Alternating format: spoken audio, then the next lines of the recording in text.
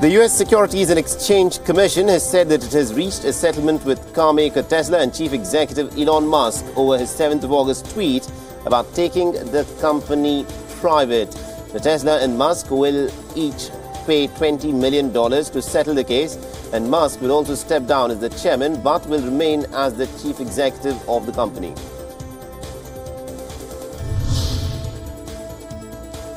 Addressing the United Nations General Assembly, North Korea's top diplomat has said that his nation needs more trust in the United States and also their developing relationship before they are willing to get rid of their nuclear weapons. More than 3 months after a June summit between US and North Korean leaders, Ri Yong-ho, the North Korean diplomat, has told the world leaders at the United Nations General Assembly that North Korea does not see a corresponding response from the United States to North Korea's early disarmament moves.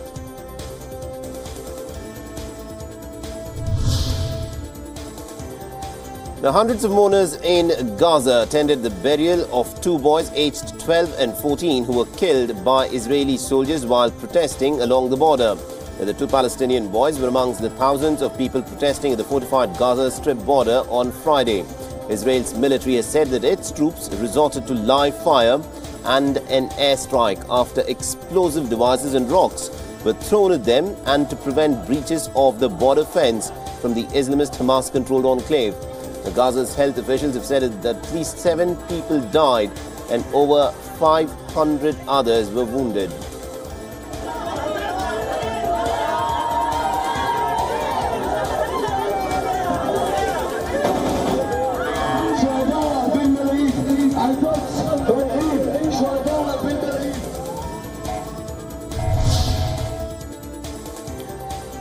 A demonstration was held in Barcelona in support of Spanish police who are receiving less wages than their counterparts in the Catalan region.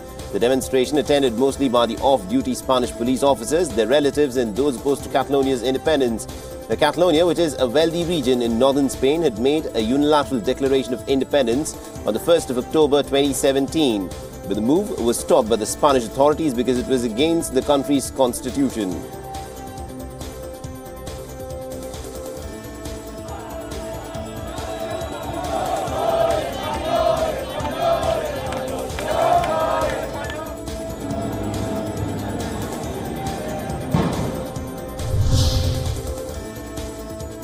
Now, on the other hand, a counter-protest was held by pro-independence supporters to mark the first anniversary of the banned independence referendum held in the region.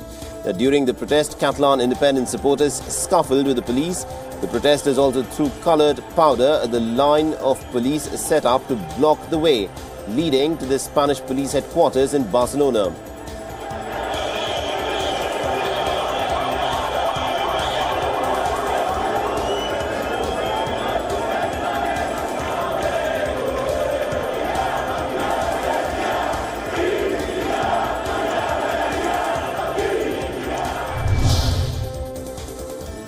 Nigeria's ruling party has nominated President Muhammadu Buhari as its candidate to stand for re-election in February 2019.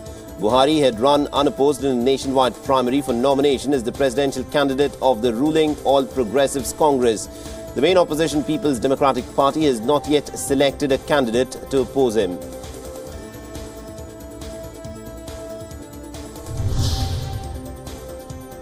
The Turkish President Recep Tayyip Erdogan has wrapped up his visit to Germany on Saturday with a visit to Cologne, where a security lockdown kept supporters and protesters away from a ceremony to open the country's largest mosque.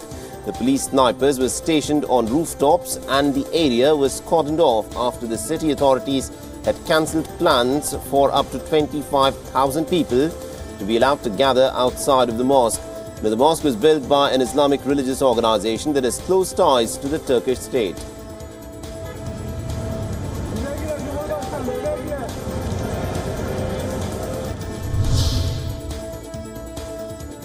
US President Donald Trump kicked off a week of rallies in 5 friendly places around the country seeking to shore up support ahead of the congressional elections, even as the fate of his pick to fill a Supreme Court vacancy remains unclear.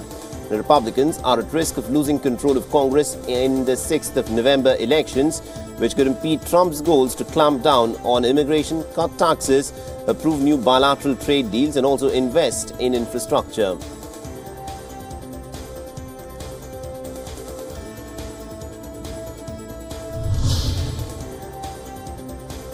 The official results of the Maldivian presidential elections are out, and the Election Commission has confirmed that the opposition alliance candidate Ibrahim Mohammed Saleh has won with 58.4% of the votes.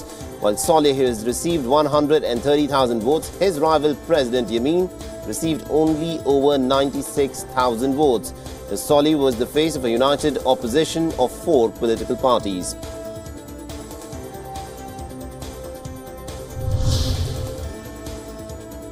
Women across Brazil launched a wave of nationwide protests against the candidacy of the right-wing front-runner Jair Bolsonaro in the next week's presidential elections. Bolsonaro has been branded as racist, misogynist and homophobic by his detractors. The controversial candidate Bolsonaro was released from hospital yesterday after being stabbed and seriously wounded by a left-wing activist during a rally on the 6th of September.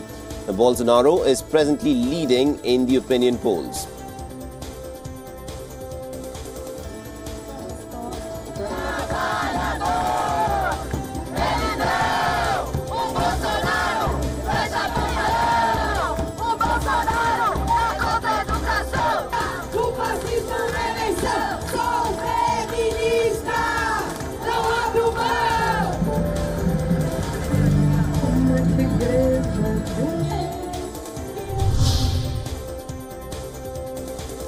Now, 3 people were injured in an explosion in Ukraine's rebel stronghold Donetsk, including a candidate for the post of the self-proclaimed republic's leader. Now, the incident took place just 4 weeks after the head of Donetsk People's Republic, Alexander Zakharchenko, was killed in a bombing at a cafe in broad daylight. Saturday's explosion happened near the local Communist Party's office as the last participants of a party congress were leaving the building.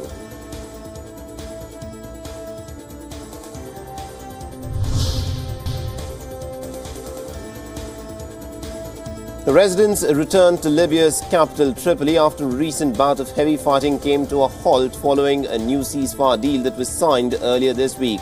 The fighting in Tripoli first erupted on the 26th of August when the 7th Brigade, comprised of militias hailing from Tarhuna, attacked southern neighborhoods of the capital. The clashes flared up again last week, breaking a previous unbrokered ceasefire that began earlier this month. At least about 117 people, including civilians, have been killed in the fighting and another 400 were wounded.